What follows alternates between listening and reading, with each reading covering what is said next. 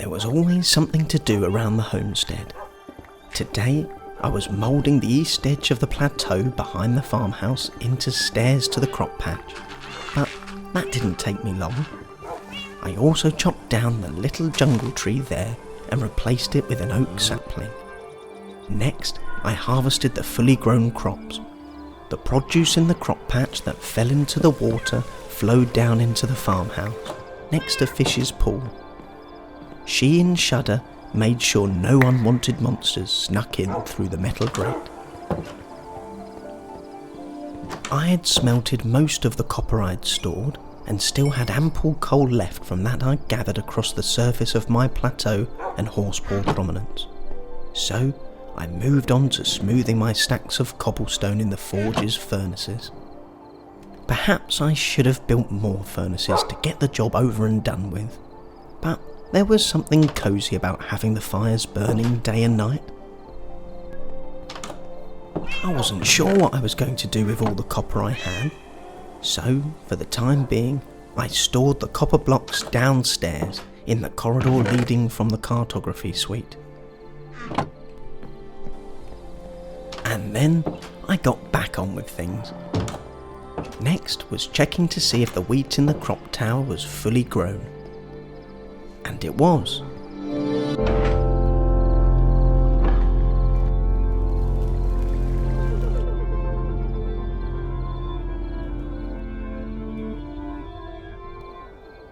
My big plans to be the greatest baker in the land were at least part way there. I certainly had plenty of wheat, but as I walked through the corridors of my home, I once again pondered the thing I was still missing. Some villagers around here. I went to my enchanting room to enhance a shield. When I last fell, the pillager captain had used an enchanted crossbow that pierced straight through my shield and armour. It was Aquazar that told me to stop wasting my time. You can't enchant that silly plank of wood. What would you do without me? I felt bad for feeling lonely now.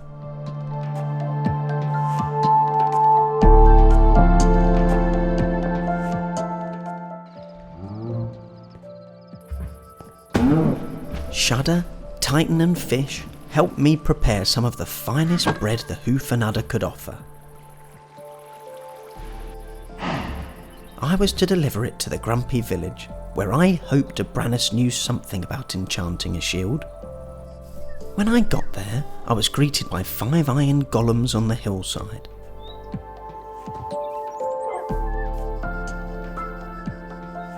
Perplexed, I went down into their forge.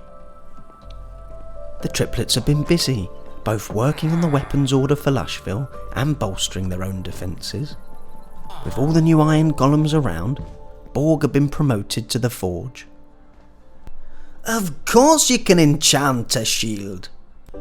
I was surprised and a bit smug to learn that Aquazar was wrong. Won't work on the enchanting table that you use. Brannis's ears had pricked up when he found out that I could use an enchanting table, and he happily shared with me the process of enchanting a shield. Even before I had shared the freshly baked loads of bread. If I wanted to enchant a shield myself, I could do so at an anvil. I just need a tome with the right magical runes. Finding those tomes is the hard bit, laddie. I shared more of the Hoof and Udder's bread with some of the newer villagers too, and received their gratitude. In that same spirit, I straightened out the paths in town.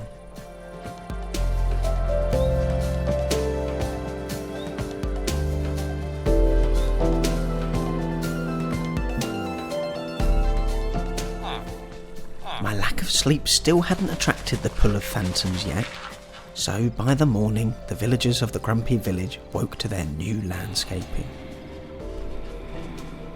I was ready to go back home and root through the magical tomes I'd fished up at Gravelly Cliff to see if any of them would be suitable enchantments for a shield, but before I could leave, Fergus called me over. Brannis doesn't tend to listen all that much, but I remember when Georges told us about your enchanting table. He also said how much you wanted to start a little community of your own. I did not remember saying that. What else had I said that night after Georges and I had drunk the fermented milk? Well, if you want to be your very own builder-mare, then I'm the one who can help. You see, no one will live anywhere without one of these special bells. But not just anyone can make these. It'll cost you a pretty penny.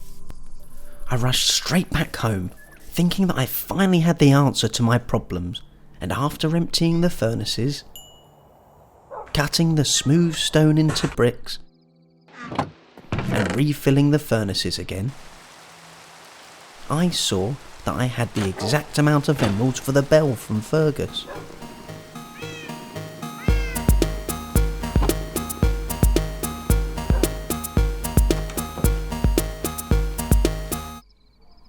Dreiton and Wolfgang helped me clear out a little horde of invading zombies that wanted to eat Dizzy for supper.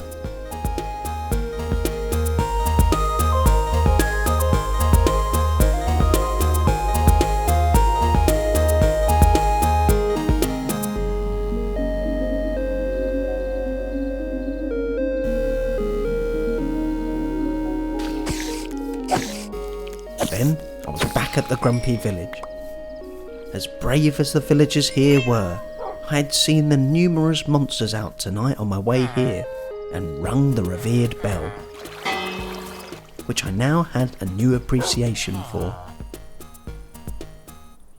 In the morning, I proudly approached Fergus, who was quite taken aback that I had shown up so soon with 36 emeralds. His tone changed, and I could tell I wasn't going to like this. Before I sell this, I need something from you. Fergus had used all the iron intended for Lushville's weapon order on dabbling with the golems, and still hadn't found the courage to tell Abranus. His solution was for me to make the requested number of swords with stone, secretly, but within their own forge, perhaps for some semblance of honouring his deal with Lud from Lushville. Fergus was ever the black sheep of the grumpy village, at least in his older brother's eyes, and making these swords for Lushville might have even impressed Abranus. If it was discovered that I'd made them, or that they were substandard, Abranus was unlikely to be best pleased.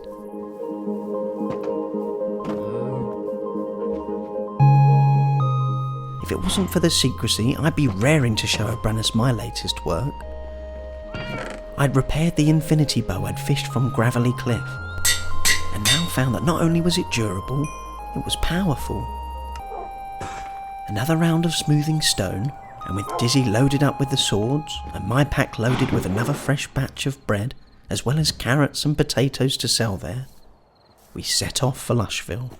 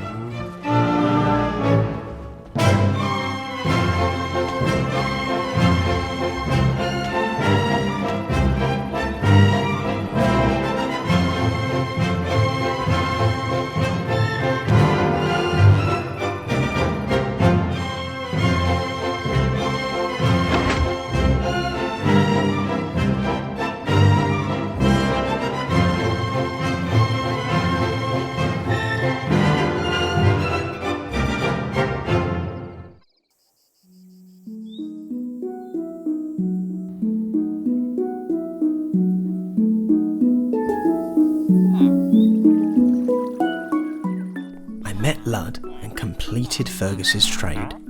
What do you call these then? Understandably, Lud wasn't best pleased with the stone swords, and I explained I was only the courier, as Fergus still wanted to take credit for the weapons. Lud discussed what to do with one of his younger cousins. Alright, Faux, take the beef back to Fergus, but he's not getting any leather. That said, I don't want to put you out, so you take it. Put the weapons and my own gift of bread in Lushville's stores, took the payment from the farming community, and And then, instead of heading back straight away, I stayed to upgrade the farm's production mechanism. They were clearly making good use of it. I gathered some sand for glass from the pond in the cow pasture and tried out my new bow on the monsters of the night.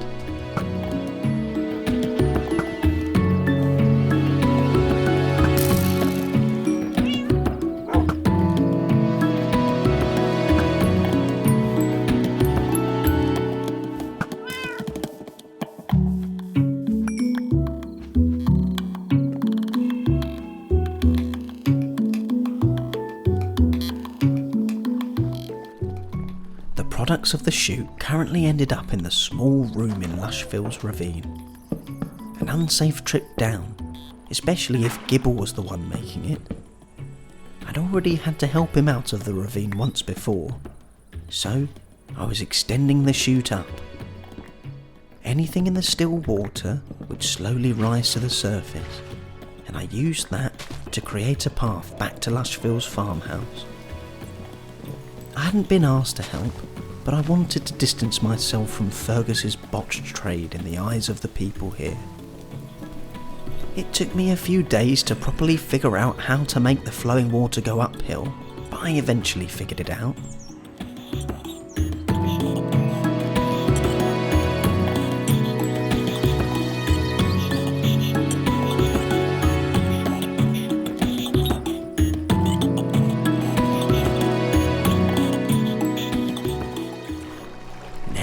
There was a few things to optimise in the pre-existing chute.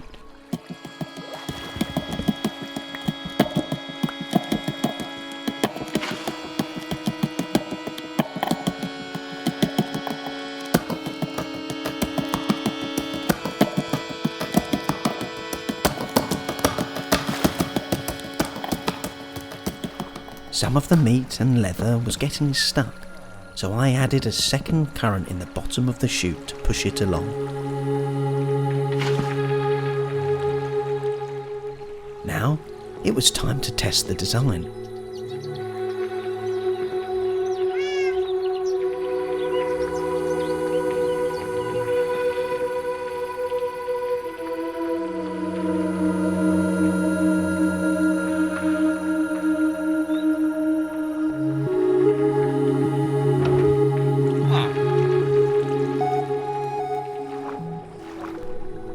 I had found that my designs were somewhat flawed.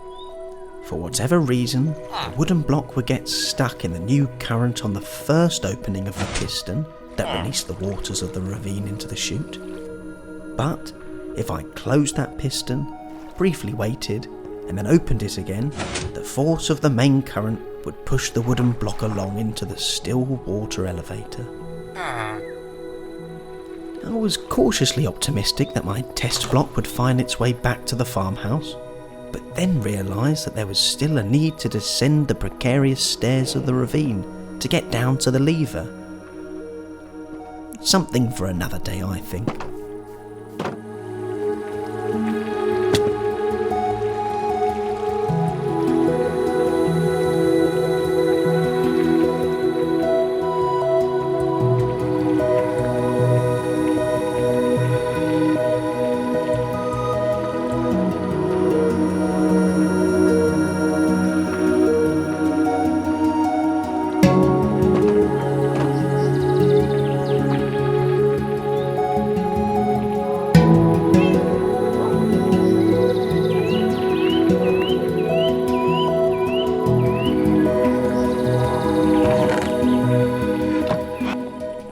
Before leaving, I sold the produce I'd bought, and some of the extra carrots I'd farmed in the town, as per our previous arrangement.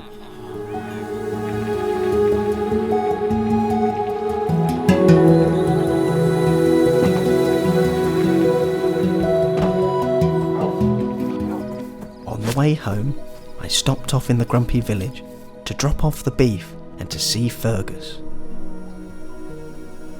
I told him that upon seeing the stone swords, Lud had rescinded the offer of the extra leather. He'd expected better things of weapons forged from here. Fergus was more than a little despondent, but accepted. I wasn't going to let Fergus rescind on our deal though, but he was happy to take my emeralds. A steep price, but for what I was buying, it was worth it. I didn't mention that the leather promised to Fergus, Lud had actually given to me. Just a nice bonus.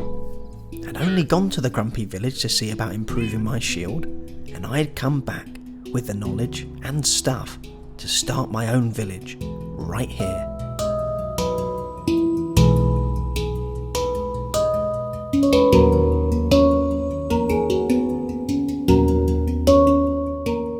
I spent far too long on that engineering bit in Lushville, trying to get the leather and the beef to flow the right way.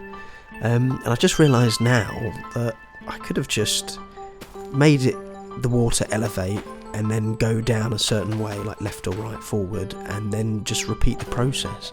No reason to have any turns in the same wire plane, if that makes sense.